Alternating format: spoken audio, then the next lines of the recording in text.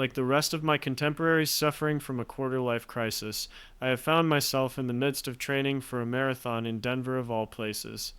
Training for an event that pushes my body into uncharted territories has left me wrestling with a question.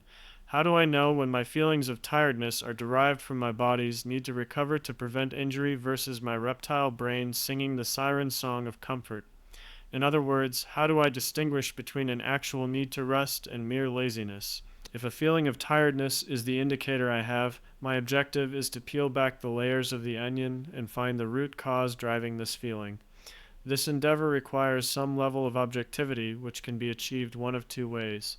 1. Internal objectivity. 2. External data. Internal objectivity refers to the ability to remove yourself from your emotions such that you can observe them objectively. One can reach this state from practicing meditation or journaling one's feelings. Both practices detach the practitioner from their emotions to where the practitioner splits into two personas, the feeler and the observer. For the journalist, the feeler bleeds onto the page, and afterwards, the observer dissects what the feeler feels. The meditator enters a mental space where he passively observes thoughts passed along by the feeler.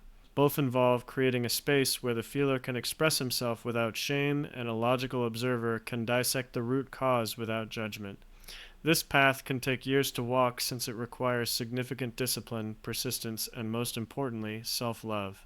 While self-mastery is a noble goal in life, everyone starts at different places and some reach it through different means. Such a journey doesn't help my immediate need to know if the voice in my head is being rational or singing a siren song. External data can help those in this situation. Rather than using your own mental horsepower to delineate between tiredness and laziness, you leverage a tool that provides insight into recovery indicators that cannot be conflated with emotions. Such a tool removes the guesswork, assuming the indicator is proven to serve as a reliable proxy for recovery. In the context of a goal such as marathon training, the decision-making process fits within a cybernetic system. Information is presented at a certain point. Steps are needed to identify the relevance of the information, and a decision is made that is either coherent, incoherent, or neutral with respect to your goal. An example of this cybernetic path might stem from a feeling that indicates I'm tired the day after a 12-mile run. Through minimal reflection, I surmise the root cause of this feeling stems from my body's need to rest, since it is not conditioned to running 12 miles in a day, so I decide to take the path that appears most coherent with my objective to run a marathon in a few months. Take a rest day so I am prepared for a longer run later this week. An incoherent path would involve another strenuous run since it creates an injury risk and inhibits my ability to recover. The neutral path might look like a core workout or a short 2-mile run. The primary advantage to the use of external data is that it shortens the decision-making process illustrated above. A swipe of an app shows us an indicator of tiredness and an objective root cause. By outsourcing the first two steps, we only need to focus our energy on the last step. What will we do with this information?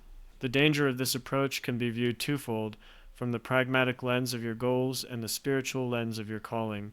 Let's clarify what this might mean.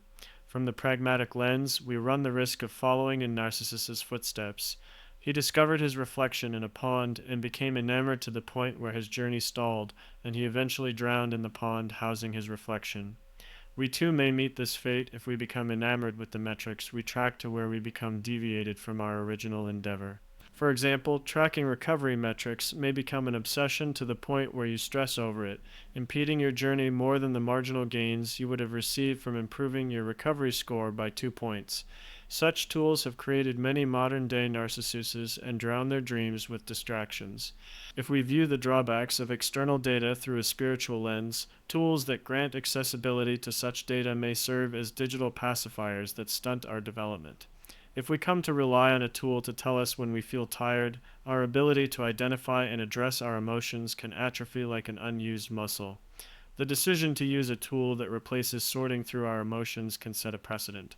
We may find ourselves relying on data in more and more instances until our emotions become alien to us. When unpleasant emotions like fear arise, we struggle to cope without the ability to identify our emotions. Contrast this with a breathwork practitioner who views dread as an old friend.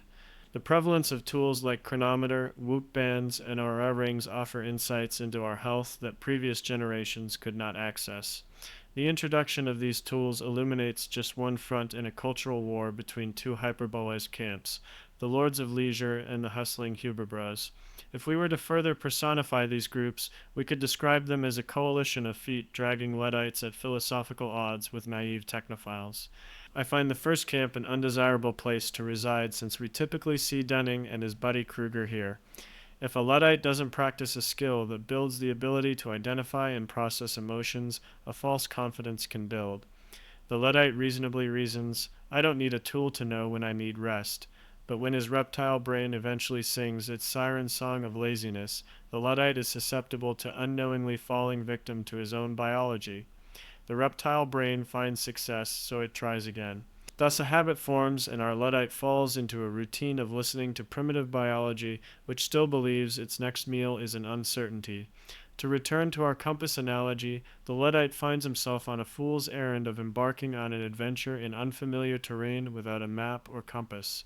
The second camp drifts too far in the opposite direction. Our technophilic friends embody all of the drawbacks we previously discussed by following the same path as narcissists. They lose touch with their emotions and only see what is measurable, causing them to lose the forest for the trees. Within the paradigm of the compass analogy, the technophile refuses to take a detour around a dangerous river because his nose is buried in a compass, informing him that the destination is on the other side of the river. The technophile's fate is reminiscent of the vegan who began their diet with the intention of eating healthy. Somewhere along the way, the map became the territory and Oreos among other unhealthy, yet vegan foods worked their way into our friend's diet. An outsider can only shake his head and wonder how someone can lose sight of the big picture so easily. Many of us fall into trouble when we mistake means such as money, sex, and alcohol for ends like freedom, intimacy, and fun. One our technophile belongs within this category when he mistakes means like heart rate variability for the objective he originally pursues like holistic health. He hyper-focuses on one detail that contributes to health while missing the variety of other factors that comprise health.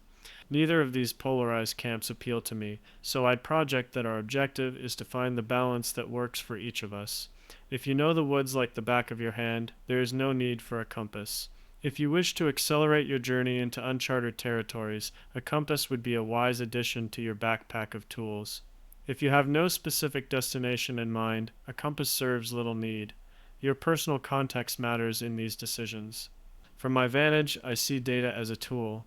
Since I have a specific destination in mind and my metaphoric woods offer uncharted terrain, I will include a compass in my backpack for my journey ahead. As a contingency to prevent spiritual malaise, I am exploring simple breath holds to nurture my relationship with unpleasant emotions like dread. A clear delineation between an objective and the means to reach that objective should also help me from falling into the practical pitfall of data obsession. What's your ideal balance of data usage? If it involves external data, how will you protect yourself from stumbling into the practical and spiritual pitfalls we discussed?